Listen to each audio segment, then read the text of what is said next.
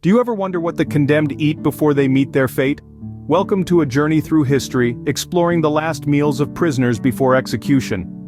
The tradition of the last meal is as old as the practice of capital punishment itself, a solemn ritual marking the boundary between life and death. But where did it all begin? Anthropologists trace it back to ancient civilizations, where it was believed that if the condemned person was given a final meal, their spirit would be at peace and not return to haunt the living.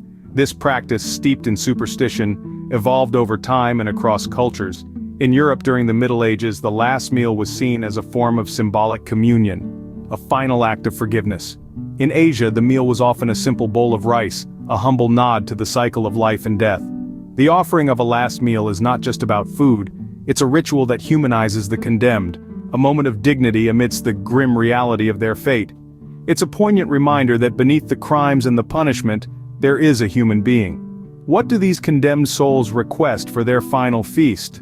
The requests can range from the mundane to the extravagant. Some ask for a childhood favorite, a taste of nostalgia in their final hours. Others request lavish spreads, a last taste of luxury. And then there are those who reject the meal altogether, a final act of defiance against the system that seals their fate.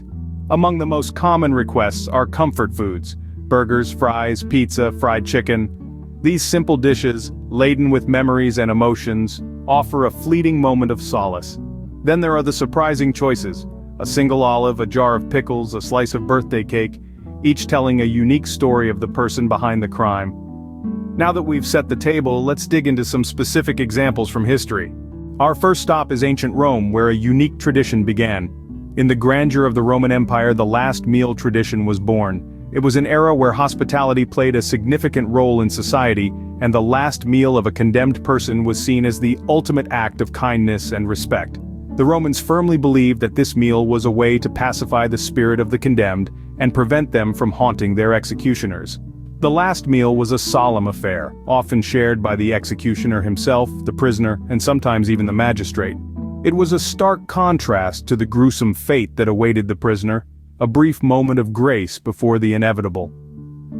So what did the Romans serve at these meals? The menu was often a reflection of the prisoner's social status. For those from the lower classes, a simple fare of bread and wine was common.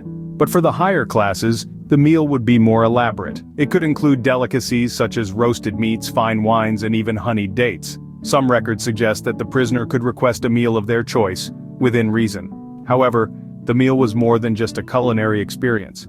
It was a ritual, a symbolic gesture that marked the transition from life to death. Interestingly, this Roman tradition wasn't just a passing fad. It endured, weaving its way through the tapestry of history, leaving a lasting mark on societies across the centuries. It evolved with time, adapting to the cultural norms and societal values of various eras. Yet the essence of the tradition remained the same: a final act of humanity in the face of impending doom. There are countless stories and records of these last meals, each one a unique snapshot of a person's final moments. They serve as poignant reminders of the humanity that exists, even in the most dire of circumstances. From Rome, our journey takes us to the Middle Ages, where the tradition took a darker turn. In the Middle Ages, the last meal was more about terror than hospitality.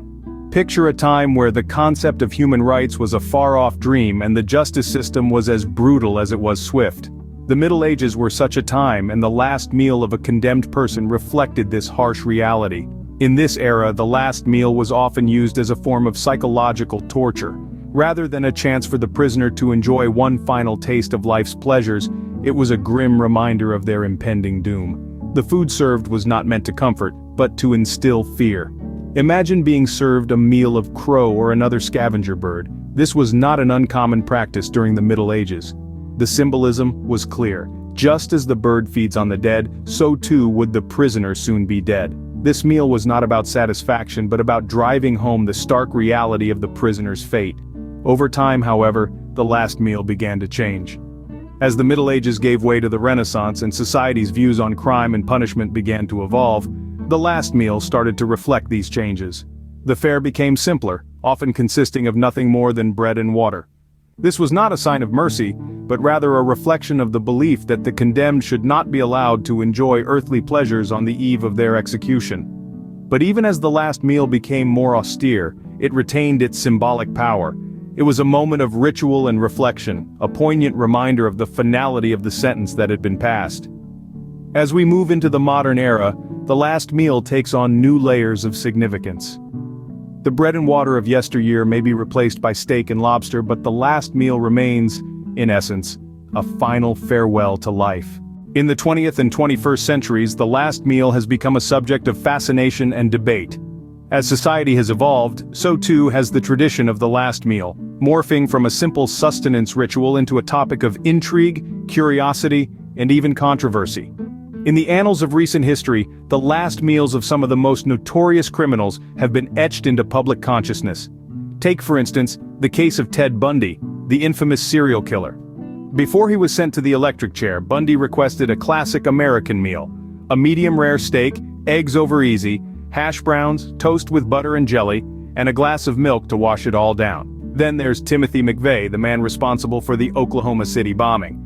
You might expect such a man to request a grand feast, but instead he asked for a single scoop of mint chocolate chip ice cream. It's as if these meals, in their own unique way, provide a glimpse into the psyche of these individuals, a final testament to their humanity, or perhaps their lack thereof.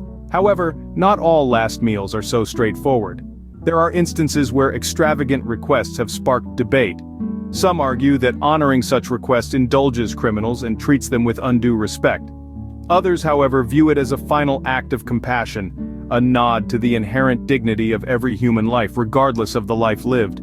Take the instance of Lawrence Russell Brewer, a convicted murderer who requested an enormous meal that included a triple meat bacon cheeseburger, a meat lover's pizza, a pound of barbecued meat, a pint of ice cream, and more. He didn't eat a single bite, leading Texas to abolish special last meal requests altogether. From humble fare to lavish feast, the last meal is a snapshot of a life about to end. It's a tradition that continues to evolve, reflecting society's ongoing struggle to reconcile justice, mercy, and the intrinsic value of human life. The last meal, a tradition as old as execution itself, continues to captivate us. We've journeyed through time, peeking behind the curtain of history to understand the origin and evolution of this grim tradition. Our journey began with the earliest records where the last meal was seen as a peace offering, a way to prevent the condemned spirit from returning to haunt the living. It was a ritual, steeped in superstition and fear, a far cry from the modern practices we see today. As we moved into the Middle Ages, the tradition took on a more ceremonial aspect.